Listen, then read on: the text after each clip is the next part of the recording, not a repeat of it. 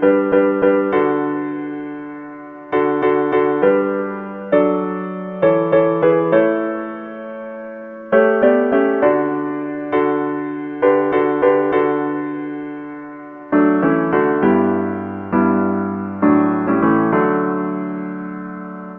we are.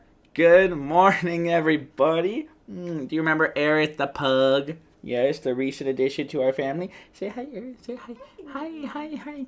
How are you? How are you today? Are you doing good? You doing good? Hi.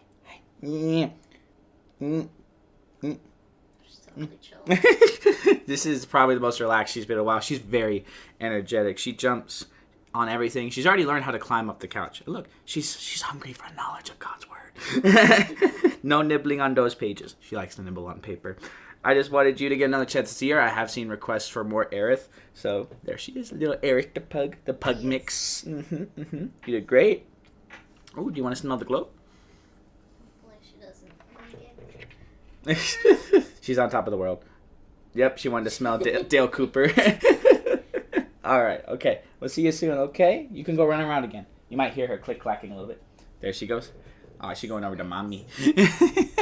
All right.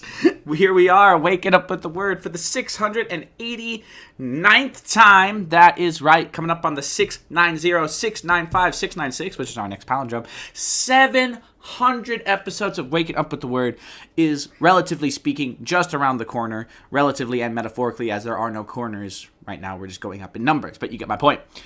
And we are not very far away from our 2-year anniversary of Waking Up with the Word. Now, things have been pretty crazy lately. As you know, if you've been watching, I have recently taken over a lot of pastoral responsibilities at the church for a little while. So it might be hard to put together a really special video like I did. You know, if you've watched the channel for the 1-year anniversary, I did a special Wake Up on the Road episode, which I was very proud of, by God's grace always. And I'm not sure I'm going to be able to put something together in time for the... We could plan a trip out of nowhere and just film random stuff. I'm not sure I'm going to be able to put something as special together for the 2-year anniversary right away, but I'm going to see what I can do. But either way, so thankful to have been on this journey for so long, and I can't wait to see where the Lord takes us next. All that said, please comment below if there's anything you want to talk about at all. I want to hear all about it. Be sure to like, share, subscribe, click the notification bell, all that good stuff. Let me know if this has been a blessing for you, because it's been a blessing for me to share it with you. Lots of great stuff happening in the Word of God today, as always. In 2 Kings chapter 10, verse 32 through chapter 12, verse 21, we have more shifts in power. So a lot of stuff going on. A lot of kings dying. A lot of kings were being replaced. Crazy moms being executed. And rightly so. Very evil. A lot of weird stuff going on. But high places still not being removed. Almost every king, no matter how good a job they do, it says, they followed the Lord for this amount of time or for other days, but the high places were not removed. Why is it that it took so long for someone to get that done? I don't know. Was it just too high? Was it like, I'm not going to bother with that. That's way too high of a place for me to go tear it down? I don't know. But there you go. And in Acts chapter 18, verses 1 through 22, we have Paul ministering in Corinth. We have the starts, the origins here of the Corinthian church, which, would lead to 1 Corinthians, 2 Corinthians. A lot of our most rich theological texts come from this moment where Paul is starting to reach out to the Corinthians. And as we know, he starts sort of a world tour from the beginning of his life with Christ to the end of his life on earth. He basically never stopped being that guy who would go this place, plant a church, minister to it, teach it, write to it, help it mature. He would never abandon a project. He wasn't a plant and leave kind of guy. He would be a plant, nurture, reach out, visit if he could, write to, encourage, correct. He was hands-on even when he couldn't literally be hands-on. And for me, that's very inspirational, because whatever we do, it's for Christ. It's not something we just kind of like put together and just leave it alone. What ministry is an ongoing process. It continues even after that first moment where it's like all shiny and new. Paul did the grunt work. Even after it was like, I started a new church. He could have been like, great, I'll move on to something else. No, he put in the effort to help that church stay strong, to help it grow. And that's a mentality we should all have. And in Psalm chapter 145, verses 1 through 21, we have a song about God's majesty and love. Two things that are very, very, very much worth singing about. There is no one like our God. No one can compare to his majesty, and no love could ever be greater than the love he has for us. So, yeah, why stop singing? Why stop praising and glorifying him for his majesty and love when they are the very reasons that we are able to be here today? Makes sense to me. But today, we are going to be in Proverbs chapter 18, verse 1, which is the entire Proverbs reading for today. And I'm like 100% certain I've never written about this verse. Maybe not. Maybe when I was a kid I did. I have been writing this stuff for a very long time. So maybe when I was like 11 I did. But this verse, it's a very simple idea about how you deal like how you deal with other people. Do you place yourself among other people, and the impact it can have if you choose not to? And why does this matter? Why is it so important to think about how we may be isolating ourselves or how little we might be reaching out? Well, that's what we're going to talk about. So please join me in Proverbs chapter 18, verse 1. A man who isolates himself seeks his own desire.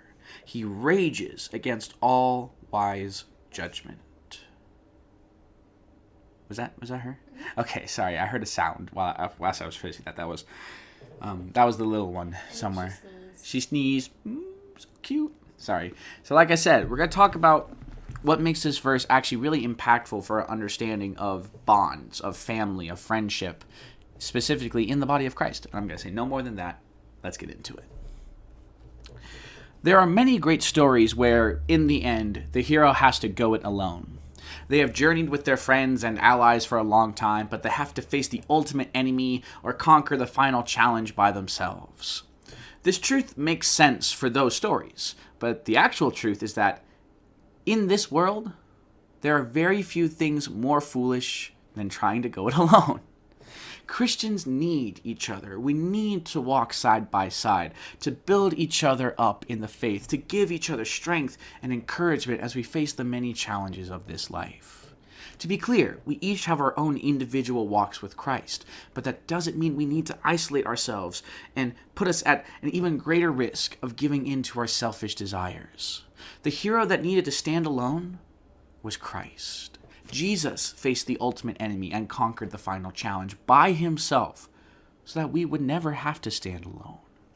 He made a way for us to be united as one body, one family, and we can receive the wise judgment of the Word and of our fellow believers so that we may become a more effective team. I'm not saying you don't need your own private time with the Lord. We all need that one-on-one relationship with our Savior. But I am saying that you should never think you are alone in this journey.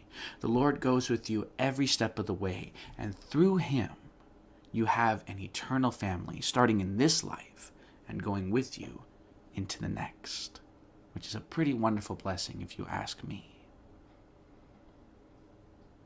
Please pray with me. Dear Father in heaven, thank you so much for this day. Lord, I pray that this truth, that isolating ourselves, that putting ourselves at risk of allowing our selfish, sinful desires to control us, Lord, these are just foolish things to do. We don't have to stand alone. We don't have to rely on our own strength. Because not only do we have you, the one true God, the all-powerful Lord of all creation, which of course is more than enough, you also gave us a family of believers. And if we are all genuinely in you, it's a family like no other, a family of love, encouragement, wisdom, and support, Lord. Random dishes sound. I pray that we rely on you and on this family, that we grow in you and mature in our faith so that we may help others do the same, that we don't isolate ourselves, that we do take our private time. We pray, Lord. We have our moments of one-on-one with you, but we never forget we are not alone. We have our family in you. In Jesus' name I pray. Amen. All right, there you have it. That's 689 episodes of Waking Up with the Word together. Wow, God is so good. And to be clear, yeah, the Bible makes it clear, like when it says, when you pray, go into your upper room, close the door by yourself. We are supposed to have a personal relationship with the Lord. there are some people who argue that faith, salvation, all of it is corporate. Yes, there is a huge corporate unity element to the faith. It's massive. The Bible talks about unity and fellowship all the time.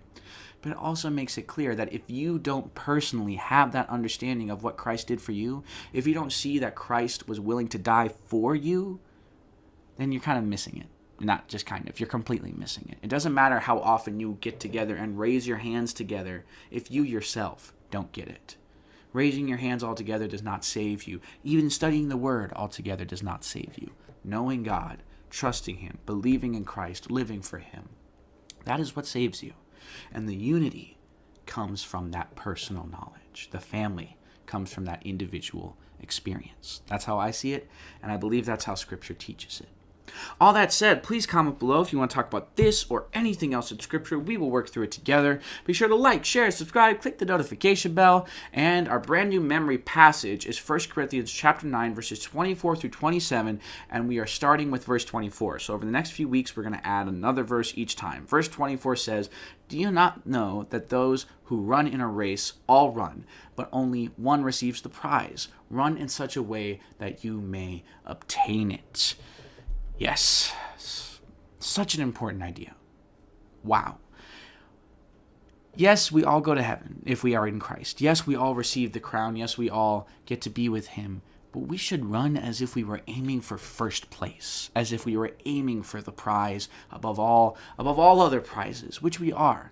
Now, none of this is to say we push anyone aside or we put anyone else down. It means, like we were just talking about, our individual personal race toward Christ is run with vigor, with determination, with faithfulness, without yielding, without thinking, you know what, maybe that way would be better. Maybe I could change my pace. Maybe, I should tag someone else in, take a break. The race for Christ, that's the lifelong marathon, and it never stops until we see Him face to face.